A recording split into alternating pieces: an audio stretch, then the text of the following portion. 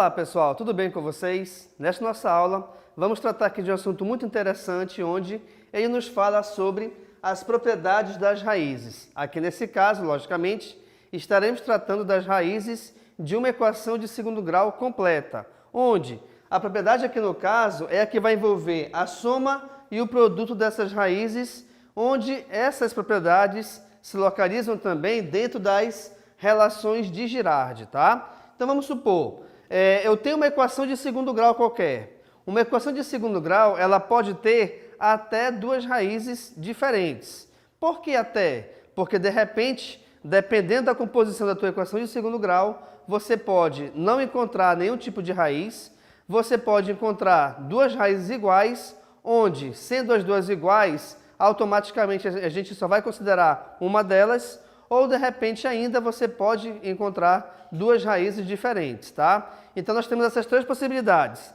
nenhuma, uma ou duas. Mas, independente de termos essas possibilidades ou não, nós podemos de repente também encontrar essas raízes utilizando duas relações de Girardi que tratam da soma e do produto dessas raízes. Agora cuidado, tá? O que a gente vai ver aqui é como encontrar o resultado da soma e da multiplicação das raízes. Eu não vou encontrar ainda as raízes, mas para isso eu vou te ensinar como agora. Veja bem, temos aqui o seguinte exemplo. Encontrar as raízes da equação x² menos 3x mais 2 igual a zero. Bem, como essa equação ela é uma equação completa, pessoal, não se esqueçam que o coeficiente do x² a gente chama de A, o coeficiente de x a gente chama de B e o termo independente a gente vai chamá-lo de C. Também é importante verificar que, pelo fato de não existir nenhum número à frente do x², automaticamente o seu coeficiente, não se esqueçam, vale 1. Tá legal? Então olha só, quando a gente trata da soma e do produto das raízes de uma equação de segundo grau, temos o seguinte, que a soma das raízes ela equivale a quem? A razão de B sobre A, só que ela é negativa. Na verdade, então, é só você resolver a divisão de B e A e trocar o seu sinal, tá bom? Beleza. E a multiplicação dessas mesmas raízes, ela equivale à razão entre C e A, ou a divisão entre o valor de C e o valor de A. Vamos verificar como é que funciona isso dentro aqui dessa equação? Vejamos então. De novo, como eu lhe falei para vocês, o valor de A é 1, o valor de B é menos 3 e o valor de C é igual a 2. Vamos primeiro para a soma. A soma das raízes é o valor de B com sinal contrário. Se você preferir, e eu acho até melhor você fazer isso, tu já coloca esse sinal de negativo aqui no numerador. Então aqui está menos. Só que o valor do B também é negativo, é menos 3. Então, existe nesse caso aqui a necessidade de você separar os sinais com parênteses. Ou colchete ou chaves, tanto faz, tá? Mas nesse caso, com parênteses. E aí tu pergunta, mas por que, professor, de repente, essa necessidade? Deixa eu te mostrar aqui embaixo. Aqui, olha só, eu não posso ter dois sinais de operações matemáticas lado a lado, sem nenhum símbolo que os separe. E quando eu falo em símbolo, eu falo justamente sobre isso. Eu posso ter ou parênteses, ou colchetes, ou chaves, separando esses sinais, tá bom? O que não pode ocorrer é nós termos sinais de operações matemáticas lado a lado, sem nada que os separe. Por esse motivo, existe então a obrigação de nós termos os parênteses aqui na nossa expressão, no caso, no numerador, ok? E aí, sobre A, o valor dele é 1, de acordo com essa equação que estamos trabalhando. Bacana! Quando a gente vai eliminar parênteses, não esqueçam, jogo de sinal. Se os sinais são iguais, resultado sempre positivo. Logo então, menos com menos é mais, fica somente o 3. E aí, pessoal, nós teríamos aqui 3 sobre 1. Por que eu falei teríamos? Porque nesse caso, devido ao fato de o denominador ser igual a 1, você tem a opção de esquecer esse valor, que foi o que fizemos e é muito melhor você fazer isso, tá? Então, se esse denominador vale 1, esquece.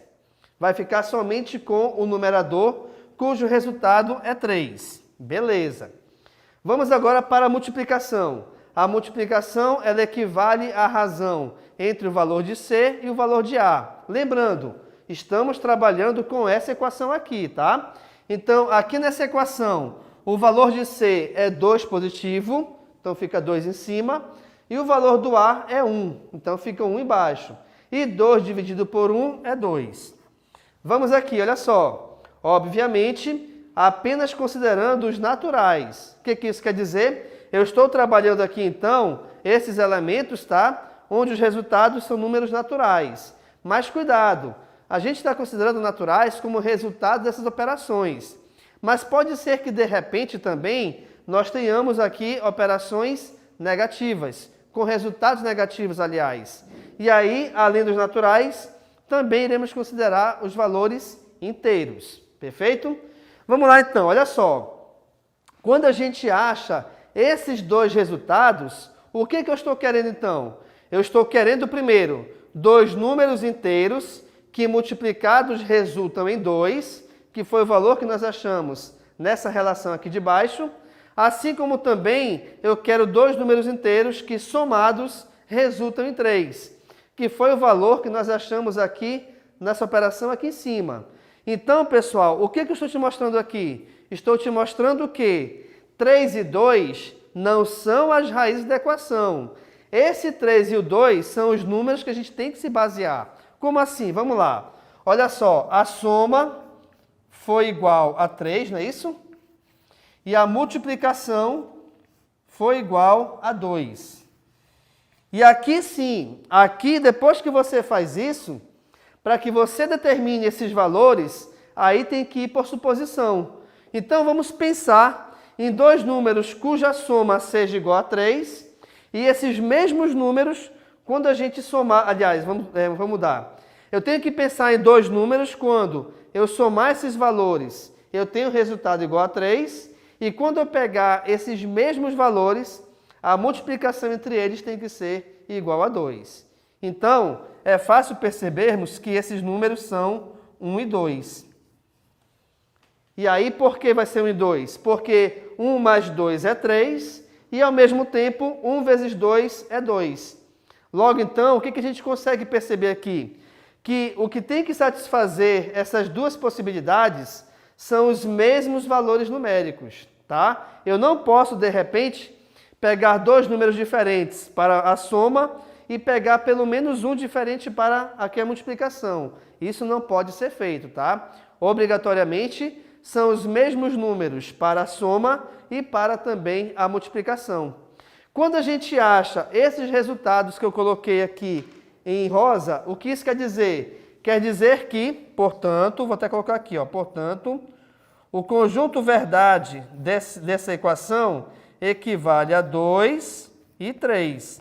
Então, quer dizer que as raízes dessa equação são 2 e 3. Isso nos ajuda em que, de repente, você está fazendo uma prova de concurso público, de vestibular, ou qualquer outra avaliação que seja, e teu tempo está acabando. Ou então você verifica que teu tempo, a cada vez que passa, está diminuindo mais ainda, e você tem que correr nas questões. E aí, se você se depara com uma equação de segundo grau completa como essa, tu já pensa em resolver quem? Usar Bhaskara, Delta e tudo mais, e dá muito trabalho. E, de repente, utilizando essa ideia das relações de Girardi, você consegue resolver essa equação mais rapidamente, porém, nem por isso deixará de ser eficiente, tá? Então, aqui no caso, eu resolvi essa equação de segundo grau, onde o conjunto solução dela, ou o conjunto verdade, tanto faz, equivale a 2 e 3, utilizando somente aqui a regra, né, a propriedade das raízes, que envolve a soma e o produto das mesmas. Legal, pessoal? Então, nessa aula, nós trabalhamos aqui as propriedades das raízes de uma equação de segundo grau completa, porém, essa mesma regrinha, ela também vale para a incompleta, tá? E essa regrinha aqui, da soma e produto, ela também está envolvida nas relações de Girardi. E aí eu te mostrei as duas fórmulas, que no caso são equivalentes à soma das raízes e à multiplicação das mesmas, assim como também te mostrei a aplicação dessas fórmulas para resolvermos uma equação de segundo grau. Não esquecendo que x1 e x2 equivalem à primeira raiz e à segunda raiz dessa equação de segundo grau. Legal, pessoal? Então, muito obrigado. Tchau.